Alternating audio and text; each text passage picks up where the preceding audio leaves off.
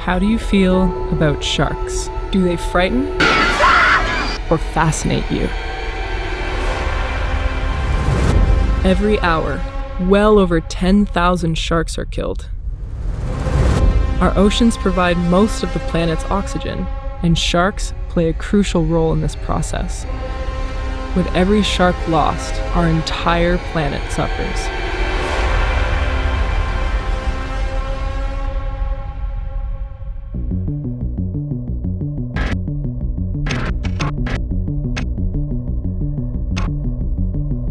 So we've just completed a 3-week offshore patrol of the Mamacocha campaign. We were patrolling around for IUU vessels in the Eastern Tropical Pacific.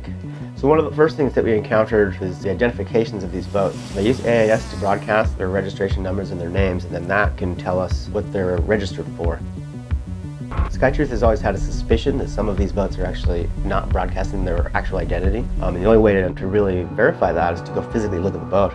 We had a number of occasions where we had some information from SkyTruth and we could verify the position of the boat, and then we would look at the boat and it was different. In some instances, the boat and its fishing permit are not actually what the boat is.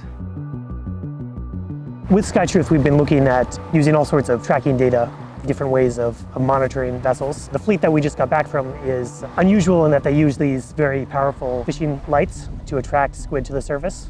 And this is actually something that you can see from space.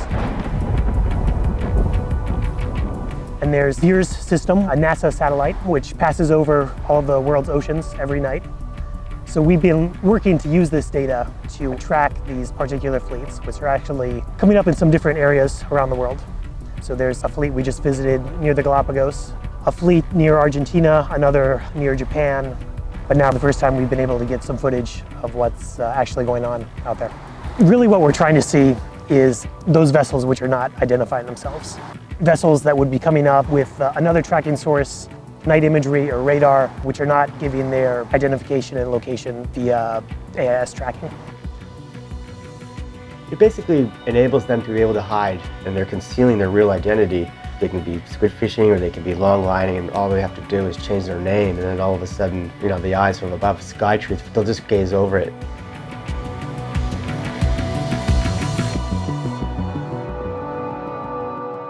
It's here, just beyond the 200-mile economic boundary within the Eastern Tropical Pacific marine corridor that the problem lies.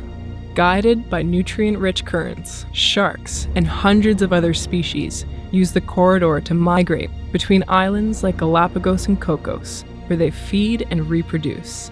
Unbeknownst to them, once they cross out of marine protected areas or territorial boundaries and enter the high seas, their journey becomes perilous.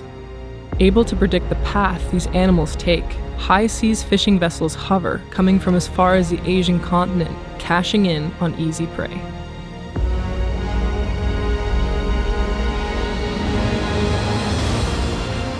So one of the challenges that we learned very quickly about, actually getting footage and observing these vessels while they're fishing, while they're recovering the line. That's the most interesting part for us, because that's when we're going to see the sharks coming onto the boats. And that's what they don't want us to see. Once we're 10 miles away, it's obvious that we're there. We had to try a few different things, but we were very fortunate in the end. So during the patrol, we witnessed a couple of vessels that were long lining in front of us, sharks being hauled on board. Upon killing this shark, they gutted it, had the head with the spine on it, and they taunted us with it, opening the mouth and closing it as if it's some kind of puppet.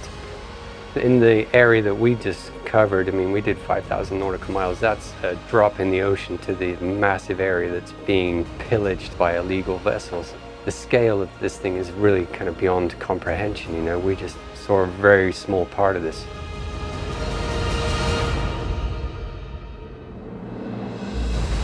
It's interesting to see the methods of fishing and what they're taking, how much they're taking, what they're doing with it out there before it actually ends up coming into a port and being sold into various different markets.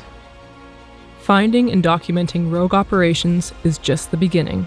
Armed with evidence of vessels targeting endangered sharks, illegal transshipments, and the deception taking place in the Eastern Tropical Pacific beyond national boundaries, Sea Shepherd is preparing legal actions, holding Asian and Central American fishing fleets accountable for their crimes.